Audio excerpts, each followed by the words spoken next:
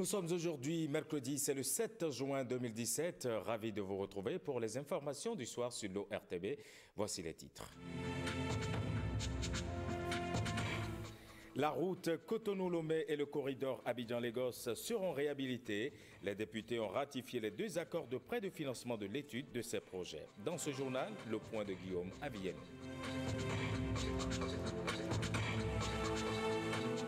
À suivre également le compte-rendu de la visite de la ministre de l'Enseignement supérieur à l'Okossa. Mario-Di Latanasso est allé à l'école normale et a ouvert les travaux de réflexion sur la gestion de la carrière des enseignants du supérieur.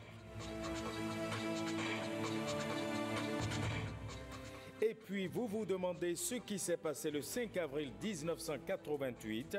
On a parlé de l'évasion rocambolesque du général Kouyami. À 75 ans aujourd'hui, il lève un coin de voile sur ce qui s'est réellement passé. Bonsoir et bienvenue à tous. Bientôt, le réseau routier béninois connaîtra une amélioration. Les députés viennent de ratifier deux accords de prêt. Il concerne le financement de l'étude de deux projets d'importance majeure, la réhabilitation de la route Cotonou-Lomé ainsi que la réhabilitation du corridor Abidjan-Lagos. Guillaume Avienou pour le compte-rendu. Des 4 autorisations de ratification d'accords de prêt prévues pour être étudiées par le Parlement ce mardi, 2 ont subi l'examen avec succès. Il s'agit d'une part de l'accord de prêt signé à Cotonou le 7 mars 2017 entre la République du Bénin et le FAD, le Fonds africain de développement, et cela dans le cadre du financement des études de la deuxième phase du projet de réhabilitation de la route Lomé-Cotonou et de la protection côtière. Le projet d'un coût d'un peu plus de 2,459 milliards de francs CFA hors taxes et droits de douane devrait contribuer au renforcement de la lutte contre l'érosion côtière le long des plages de Cotonou au Bénin et Lomé au Togo. Les députés se sont aussi penchés d'autre part sur l'accord de prêt signé à Cotonou le 7 mars 2017 entre la République du Bénin et le FAD, le Fonds africain de développement dans le cadre du financement des études du projet de l'autoroute du corridor Abidjan-Lagos. Le dit projet de 1028 km devrait relier les parties les plus densément peuplées et économiquement actives de l'Afrique de l'Ouest, selon le gouvernement. Son étude devrait coûter un peu plus de 821 340 000 francs CFA. La réalisation du corridor Abidjan-Lagos devrait entre autres contribuer à la réduction de la grande pauvreté le long de l'axe et renforcer l'intégration sous-régionale. Mais avant de donner leur accord pour ces deux prêts, les députés se sont entre autres inquiétés de la gestion des postes de contrôle juxtaposés érigés à nos frontières et de l'érection tous azimuts de ralentisseurs sur certaines de nos routes. Le cas de postes de frontières juxtaposés, le cas de Malanville-Lenda, les postes ont été construits et à ce jour, la fonctionnalité peine à démarrer. Je voudrais donc demander au ministre qu'est-ce qui bloque la mise en service des postes de contrôle juxtaposés de Malanville construits avec l'aide de l'UEMOA. Tout le temps, les gens se sont plaints pour qu'on enlève ces dodanes-là à ce niveau. Aucune utilité, sauf un petit village qui profite de ces ralentisseurs pour vendre les oranges. Si à cause des oranges à vendre, nous devons avoir des accidents tout le temps, véritablement, je ne sais pas où est-ce que nous allons.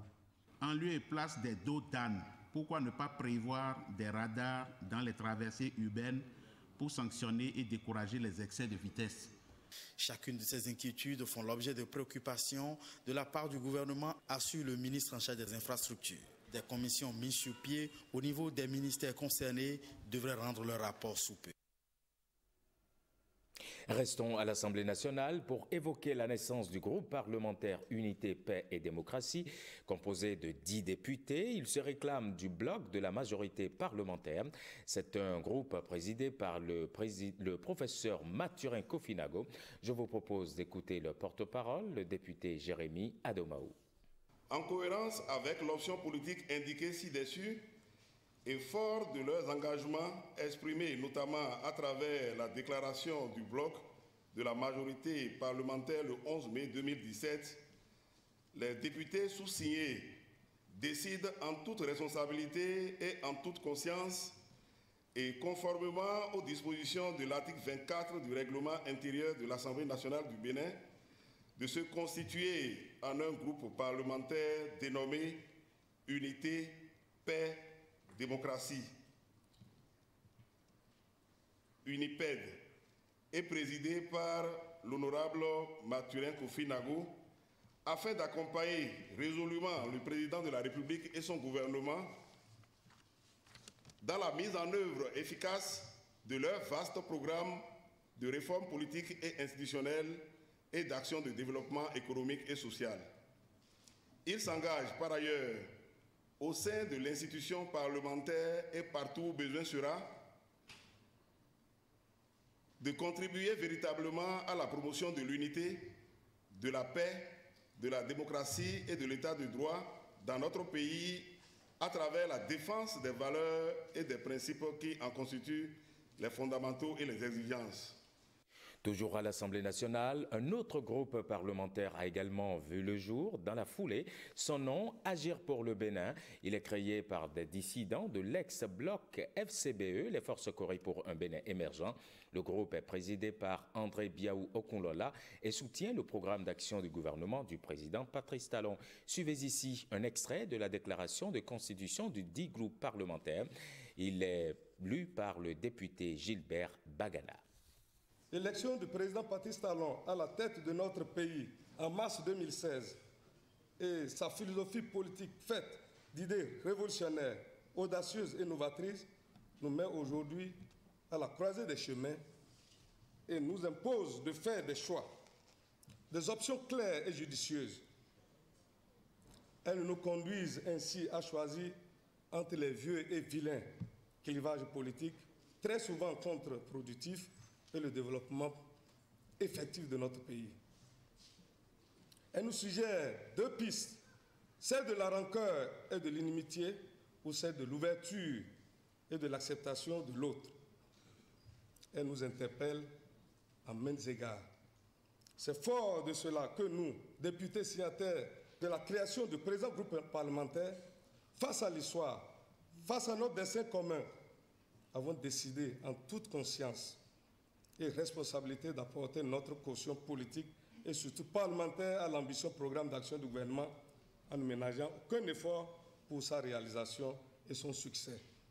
Toutefois, notre soutien ne saurait être assimilé à un chèque à blanc, à une renonciation systématique à nos prérogatives constitutionnelles, notamment en matière de contrôle de l'action du gouvernement. Notre exigence pour le travail bien fait et le respect du chronogramme d'exécution du PAG restera strictement et bien ferme. Les examens de fin d'année sont aux portes des écoliers et élèves candidats. C'est un moment qu'ils appréhendent avec stress et leurs parents avec. Question, comment se débarrasser du stress avant examen? Comment le gérer à tout le moins? Élément de réponse avec Herman Degla, il est psychologue. Le stress, c'est normal, c'est un élément déclencheur. Au fait, le stress, c'est un élément déclencheur parce que si aujourd'hui, vous devez vous libérer au combat, il faudrait d'abord que vous soyez stressé. Et c'est ce déclenchement de stress qui libère l'adrénaline, qui vous donne de l'énergie de passer à l'action, d'aller en combat ou de fuir devant le danger. Le sommeil se retrouve être majeur aujourd'hui. Et rassurer les enfants, quitte à leur niveau, quels que soient les résultats qu'ils auraient amenés en cours de l'année, se retrouve être essentiel aussi. Et les enfants, avant d'aller au nid, qui se libèrent de tout ce qui est téléphone 2 heures avant le sommeil. Ordinateur et iPad, qui s'en libèrent pour réellement passer un merveilleux sommeil. Et je profite pour demander au niveau alimentaire d'éviter de donner du sucre ces temps-ci aux enfants. Le sucre, vraiment le sucre, il faut qu'ils aient pas ce, c'est un massacre pour le cerveau, le sucre. Les gluten, que ça soit moins, c'est-à-dire tout ce qui est glucides, que ce soit moins.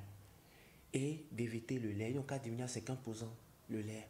Donc, il faudrait qu'on fasse attention à ce que nous mangeons pour que les hormones, là aussi, puissent générer ce qu'il faut pour nous permettre d'être dans des conditions, l'état émotionnel qu'il faut pour pouvoir assimiler et restituer. Parce que nous, en tant qu'experts de l'apprentissage, quand nous prenons quelqu'un qui est juste heureux, eh bien, et quelqu'un qui est heureux et amoureux, si cette personne sait faire le lien, et quelqu'un qui est tout le temps stressé.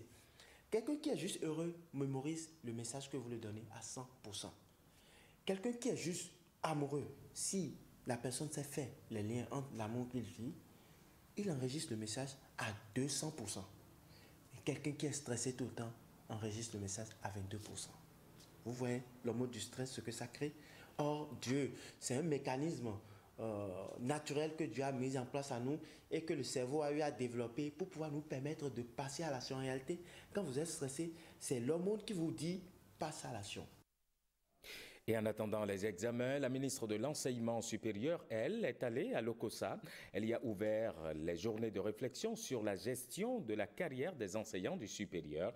Marie-Odile Atanasso a saisi l'occasion de sa présence dans le département du Mono pour aller à l'Institut universitaire et technologique ainsi qu'à l'école normale de l'OCOSA. On fait le point avec Cyprien Lokossou et Évariste Zoman. Les enseignants du supérieur se préoccupent de l'avenir de leur carrière professionnelle. Les tests qui régissent leur vie professionnelle sont dépassés par le temps et donc ne tiennent plus compte des réalités actuelles. Au cours du présent atelier, vous aurez d'abord à faire une relecture du décret numéro 2016-244 du 4 avril 2016 portant promotion professionnelle des enseignants du supérieur afin d'en proposer des correctifs qui le rendent plus applicable au contexte professionnel des enseignants du supérieur. 3 jours pour discuter sur des questions importantes relatives à la carrière des enseignants dans les universités du Bénin, la limite d'âge de retraite, la formation des jeunes professeurs d'université et la qualité de l'enseignement. Après ceci, Marie-Odile Atanasso était attendue à l'Institut universitaire et technologique de l'OCOSA. Ici, elle a touché du doigt les réalités du terrain. Nous avons constaté sur place qu'il y a des besoins en infrastructure, des besoins en équipement. Il y a les 2 centres qui ne sont pas totalement séparés comme des écoles dignes de ce nom. Nous avons aussi regardé le réfectoire des étudiants, nous les avons vus manger. Effectivement, comme j'ai dit, c'est ma première sortie. Nous sommes venus faire le constat réel de ce qu'il y a comme infrastructure et équipement. Et nous pensons que de retour dans le ministère, je vais me mettre ensemble avec les cadres pour que nous puissions apporter les solutions idoines. C'est donc parti pour le ministre de l'Enseignement supérieur pour une tournée dans tous les centres universitaires du Bénin. Nous en venons à ce document exclusif. Vous êtes bien nombreux à chercher à comprendre ce que d'aucuns ont appelé l'évasion rocambolesque du général François Kouyami. Nous étions en 1988. Accusé à l'époque de tentative de coup d'État, il avait été mis aux arrêts et détenu au camp militaire de Parakou. Après plusieurs années, François Kouyami a enfin accepté de s'exprimer sur la question. Âgé aujourd'hui de 75 ans, le général lève un coin de voile sur cette évasion et son séjour au Nigeria comme réfugié politique. C'est la confession d'un homme, un document exclusif de l'ORTB réalisé par Hospice Méthode. Non, il n'y a pas eu d'évasion. Je le dis avec force. Quand vous êtes prévenu qu'on veut partir, vous doublez la garde et puis... Mais une garde affamée ne peut que collaborer avec le détenu. Les gens n'avaient pas de salaire en ce moment. Ils n'avaient pas de quoi vivre. Leur famille s'ouvre à la maison. Ils viennent monter la garde, ils mangent. Ils mangent, ils boivent. Et en rentrant chez eux, ils peuvent rentrer avec 5 000 francs en poche pour la famille. Ils viennent avec des ordonnances. Et je les aidais à payer les médicaments. Donc, les gens ont collaboré. Tranquillement, je suis sorti tranquillement. J'ai même croisé le commandant du camp, mais il ne pouvait pas réagir. Et il ne peut jamais dire à qui que ce soit qui nous a vu partir. Donc, je suis sorti tranquillement. Les agents, pratiquement 99% des agents qui sont dans le camp étaient de notre côté. Ils savaient que c'est une détention abusive, une détention illégale. Je n'ai rien fait. J'ai dit au patron, ils ne sont pas contents au camp. Les militaires qui venaient me voir pour me dire, voilà, voici l'ambiance et tout ça. Donc je rendais compte au chef de l'État et tout, qui devrait prendre des dispositions. On transforme ça en coup d'État. C'est comme ça. Je voudrais faire un coup d'État. Je vais prévenir que les gens ne sont pas contents et que les gens viennent me voir. On se réunit Et lui-même m'a dit, il faut les apaiser, je prendrai les mesures, je prendrai les dispositions. Non. Donc le personnel n'était pas du tout content. Vous vous souvenez, en ces années 88, 89, il n'y avait pas de salaire. Les gens, c'était... Tout le système béninois était bloqué. L'État n'existait plus. Alors, c'est comme ça, j'étais sorti tranquillement, et même accompagné, escorté par des militaires, pas des militaires de chez nous. Aujourd'hui, je ne peux plus cacher, ça fait combien d'années, près de 30 ans maintenant de cette affaire, 88-89, parce que j'étais parti en décembre, le 13 décembre 88. J'étais parti, les militaires étaient contents de me voir partir parce qu'ils craignaient pour ma vie. Effectivement, il y avait les grands révolutionnaires qui tenaient à ce que je sois exécuté et tout ça. Il y a eu des plans qui ont été montés pour me faire disparaître. De là, je recevais les informations. Tu ne peux pas apprendre qu'on viendra t'enlever tel jour, on va te larguer en haute mer et tu vas attendre. Non. Je suis resté là et je disais au commandant du camp, si vous ne me laissez pas partir, moi je vais partir. Vous allez parler d'évasion. S'évader, c'est quelqu'un qui a peur et qui court en regardant derrière. Moi je suis parti sans regarder derrière parce que mon arrière était couvert. J'ai été accueilli par presque toutes les autorités nigérianes. Toutes les autorités, depuis le sommet jusqu'au capitaine, au lieutenant, j'étais très bien accueilli, bien logé, et tout ça. Les moyens étaient à ma disposition, l'argent était à ma disposition, les véhicules étaient à ma disposition, les villas, mes déplacements assurés, sécurisés et tout. Bon, on a envoyé des gens me liquider là-bas, mais en définitive, c'est eux qui ont fait les frais en prison là-bas. L'actualité ce mercredi, c'est aussi les audiences au Conseil économique et social. Le président Tabegbian a reçu 3 personnalités, Ali Oudou du centre Mathieu Kérékou de promotion de l'agriculture durable, Mathieu Alao et Edwige Adorensin Ontanji. Compte rendu, Rebecca Kenjarounde, Brice Chibozo. Première personnalité reçue par Tabegbian, le vice-président de l'organe transitoire de gestion de l'Église protestante méthodiste du Bénin, EPMB. Il s'agit d'une visite de courtoisie et d'échange avec le président du CES sur la situation post-crise au sein de l'Église et des nouvelles réformes en vue. Nous sommes en train de préparer un synode électif. Et ce synode aura lieu du 26 juin au 2 juillet 2017. Autre personnalité au cabinet de Tabegbian, la présidente de l'Association africaine des formateurs et directeurs du personnel, AFDIP. Nous lui avons fait le point des journées africaines des ressources humaines que nous avions organisées en novembre dernier. Et nous avons également échangé avec lui sur les journées nationales des ressources humaines que nous organisons le mois prochain. Oudou Ali et sa suite ont été également reçus par le président du CES. Ils sont allés présenter un projet agropastoral industrie de la fondation Mathieu Kérékou. Donc ce projet s'est doté tout récemment d'un business plan, puisqu'il faut commencer par quelque chose. C'est à 5 dimensions. Nous allons commencer par la dimension de régéostation de machines agricoles et d'équipements lourds. Les différentes délégations partent visiblement satisfaites des échanges qu'elles ont eus avec le numéro 1 du CES. Nous sommes bien sûr au mois de juin, c'est un phénomène cyclique, les pluies, elles arrosent les plants, mais elles créent également des désagréments. À Cotonou, même si par endroits on observe des améliorations, l'eau, il faut le dire, prend encore en otage certaines rues. Arnaud Adadja, Carlos Saoungpati ont enquêté pour nous pour voir l'ampleur de la situation.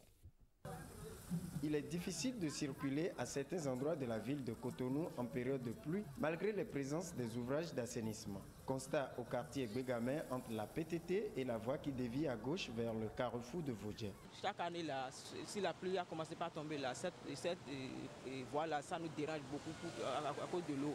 On ne peut pas voir la place pour partir. Même à Dégacon, à Akpapa, sur la voie en cours de pavage, l'eau a assiégé la chaussée et dicte sa loi. Il y a l'eau, il y a trop l'eau. Il y a beaucoup de gens qui tombent dans les lots là. Il y a Vati encore qui mourent dans les lots là. Des véhicules qui tombent en panne. Et plus grave encore, avec des risques d'électrocution. Les clients n'arrivent pas à pénétrer les sociétés pour acheter. Il y a un temps là, l'eau était rentrée dans notre boutique. Tellement l'eau était arrivée même plus que merde. Beaucoup de nos matériels informatiques se sont gâtés. Sur la cause, d'aucuns incriminent les entreprises des travaux publics. La voie de Bégamela là n'est jamais réparée. Ils prennent leur argent pour aller bouffer ça dans leur famille. Moi j'ai dit ça. Voilà le point de vue de Hervé à Bégamé. Et que dit-on de la persistance de l'eau malgré les travaux à Akpapa Dégacon? Pourquoi le travail a été arrêté? Bon, d'aucuns ont dit que c'est le fond qui manque. Ça gêne beaucoup les gens dans le quartier. Des ouvrages d'assainissement qui sont envahis par l'eau en période de pluie, on en trouve un peu partout dans la ville de Cotonou. Que faire pour soulager les uns et les autres? Seule une bonne solution pourra libérer les populations. Merci Arnaud Adadja. Savez-vous qu'il existe un lien entre les dérèglements climatiques et la santé? Il est rare aujourd'hui de voir les spécialistes faire ressortir ce lien, mais il existe pourtant des liens très étroits qui ont des effets non seulement sur les hommes, mais aussi sur les animaux. Iliad Bokovo, William Choki et Edmond Ngbo. Le changement climatique. Aujourd'hui, le monde entier est unanime sur ces effets pervers.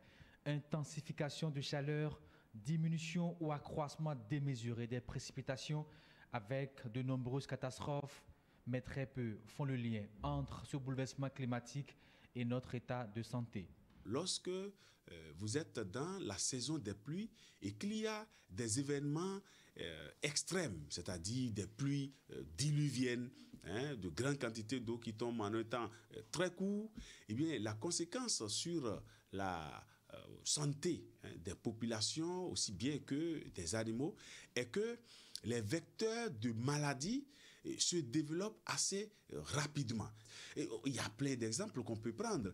Revenons par exemple au cas simple du paludisme qui normalement n'est pas une maladie liée à l'eau, mais son vecteur, le moustique, il se développe beaucoup plus lorsque il y a assez de précipitations et que les eaux stagnent. Donc, en période d'inondation, eh bien, les larves de moustiques se développent assez rapidement. Outre les humains, les animaux et d'autres organismes vivants font aussi les frais de cette modification durable du climat. Une augmentation de l'humidité de l'atmosphère.